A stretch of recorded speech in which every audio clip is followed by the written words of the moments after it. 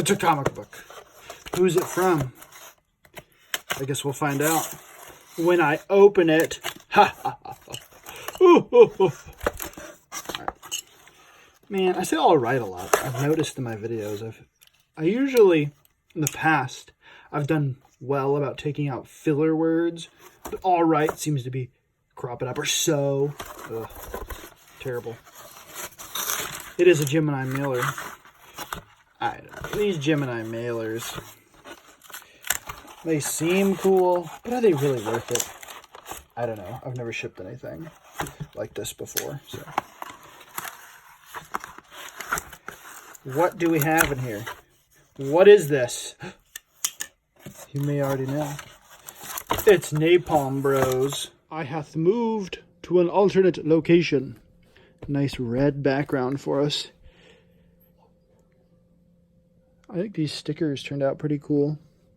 Gravestone Press, Napalm Brothers. And then we've got some buttons. All right, let's dive in.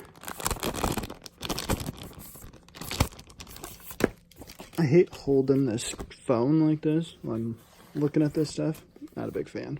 All right, so it's a floppy comic, as everybody knows. I'm not the biggest fan of the saddle-stitched comic books. But I do think it's important to support these independent projects and the things that we think are cool. And so that's what I've done.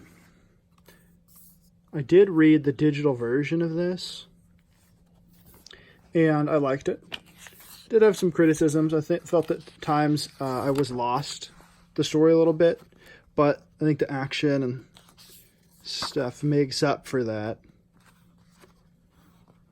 Some of the art is really cool. I like these characters here. It's almost like a caricature of a person. I think that's what independently made comic books need, is someone who's willing to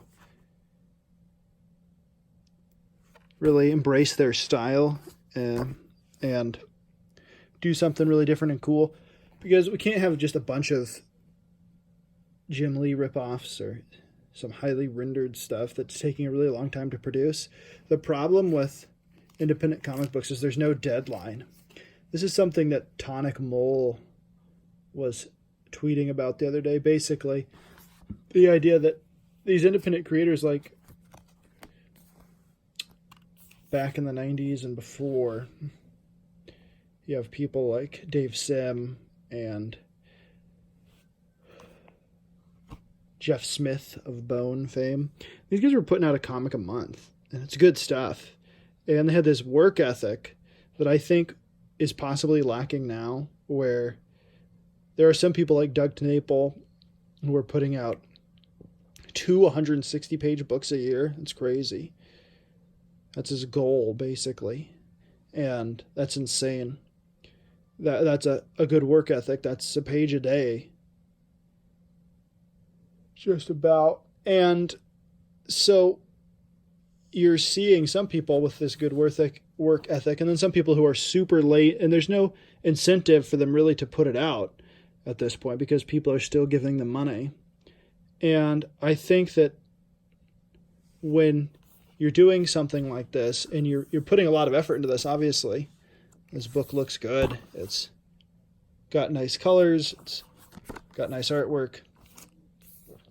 But it also is not going to take as long a time as if someone was spending an inordinate amount of time rendering things out, then sending it off to get colored, and then trying to wrangle their colorist to get the things done. This isn't a criticism of anyone in particular. It's just of the general, I don't even like to say the word community, because this isn't a community. And looking at independently created comic books as some sort of interconnected community can only lead to dissatisfaction, I think, because inevitably the people that you're quote unquote are in your community, quote unquote, are going to let you down, and then it starts to sour it for everybody. So I think I should look at things individually. there are books that I'm interested in that look really cool from creators that I may not like some of the things they say or do, that I'll still give it a shot. I'll still consider buying it. And then there's stuff from people that I do like that doesn't really interest me. I like them as a person, and the things that they say, their artwork looks good, but whatever, the project doesn't grab me, and I don't support it because I'm not beholden to some community or some sort of ideal about comic books. Comic books are for fun, they're for storytelling, and that's what people need to focus on, is putting out a good product and not just fulfilling some sort of, I don't know, idealistic community and just supporting things for that reason. I'm excited to read this Ashcan that I haven't read, obviously, because I didn't get the digital version of this. I do like this idea of just embracing comics at a lower price point. This was very accessible.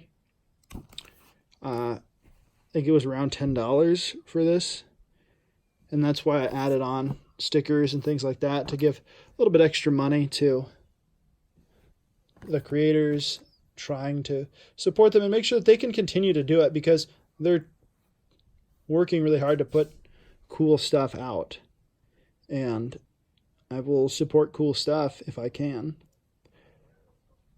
If you guys are interested in this, maybe they'll put it out again, reprint or something, or make it available some other way, but the campaign is closed. So if you missed out, you should definitely follow creator 6th Scale Combat, see what he's doing in the future, and you can follow Gravestone Press, put it out, Doug Garrett, to find some cool other stuff that they might be doing. Look at that skeleton, that's pretty cool. All right, that's enough of this nonsense. Adios.